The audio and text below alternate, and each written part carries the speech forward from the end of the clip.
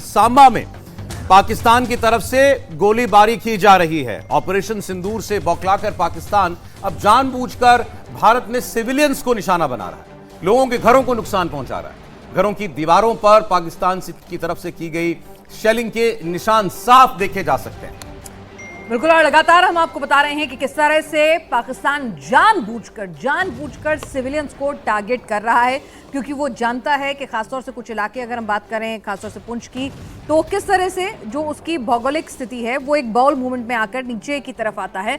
तो Pakistan high altitude से जो फायर करता है वो आकर सिविलियंस को लगता है और वहां पे बड़ा नुकसान होता है और इससे बाज नहीं आ रहा है। पाकिस्तान लगातार हेवी शेलिंग की जा रही है। लेकिन आपको बता दें, पुंछ के सामने जो बंकर्स थे आर्मी के, पाकिस्तानी आर्मी के, उनमें से 3 बंकर्स को पूरी तरह से खत्म कर दिया गया। और इसकी आड़ में आतंकवादियों को एलओसी पार कराने की भी कोशिश कर रहा है, भारत में भेजने की कोशिश कर रहा है। और आपने देखा बीएसएफ ने आज भारत में दाखिल होने की कोशिश करने वाले आतंकवादियों को मारा भी।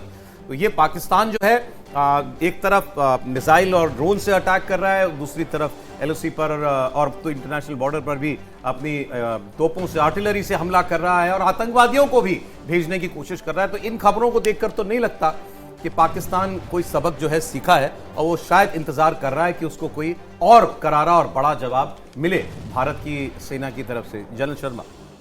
नहीं, बिल्कुल सौरभ, आप बिल्कुल सही बोल रहे हैं।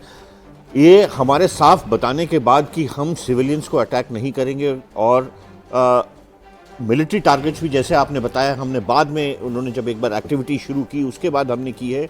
उन्होंने इंसेसेंट फायरिंग की है गुरुद्वारे पे और सिविलियंस के बीच में, जिसकी वजह से लेटेस्ट जो मेरे को पता लगा था उसमें 13 सिविलियंस जो है वो हमारी कैजुअल्टीज़ हैं, यानी कि फैटल हैं, और 56 इंजर्ड हैं।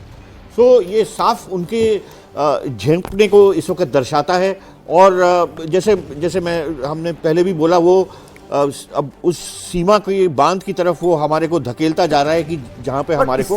क्या साइकी पता चल रही है आपको पाकिस्तान की सेना की? मैं सरकार नहीं बोलूंगा, सेना की। उनकी साइकी इससे साफ पता लगता है कि इस वक्त वो टोटल लॉस ऑफ कंट्रोल में है। वो झेप चुके हैं, उन्हें कुछ समझ नहीं आ रहा है कि वो करें क्या। सो जब उन्होंने, जैसे कि प्रणाल जी भी बोल रही थी कि उनको एस्केप रूट मिला था, मिलिट्री इस्टेब्लिशमेंट्स के ऊपर अटैक करके अपने एस्केप निकालने, ताकि बोलें कि हमने इतने इतने को डिस्ट्रॉय कर दिया। लेकिन हमारे सिस्टम्स ने उनके उस कोई रणनीति नहीं समझ में आ रही, दिख रही पाकिस्तान की कोई रणनीति हमलों में कोई रणनीति नहीं दिख रही इस वक्त पाकिस्तान के। ऐसा लग रहा है कि जैसे वो एकदम टोटली इस वक्त उनका जो टोटल पैरालिसिस, थॉट पैरालिसिस हो गया है, और उनको जो टारगेट सामने दिखाई दे रहा है वो बस उसी के ऊपर। यही है सिंह साहब कि किस तरह से हम देख रहे हैं, नेवी की भी बात करेंगे हम आगे, कि किस तरह से अगर हम देखें तो चाहे वो एयरफोर्स के लिहाज से या फिर हमारी थल सेना या फिर नेवल, हर लिहाज से वो बहुत पीछे हैं। टेक्नोलॉजी के मामले में, स्ट्रेंथ के मामले में, अपग्रेडेशन जो होता है पूरा का पूरा एम्यूनेशन, उसके मामले में हर जगह पीछे हैं। तो फिर क्यों ये वॉर मॉन्गरिंग चल रही है? लगातार इस पर होगी बात। एक छोटे से ब्रेक के लिए हम यहाँ रुकेंगे और आपको बताएंगे पाकिस्तान की सेना को कैसे लगातार सबक सिखाया आ रहा है और पाकिस्तान बार बार क्यों बाज नहीं आ रहा है अपनी हरकतों से।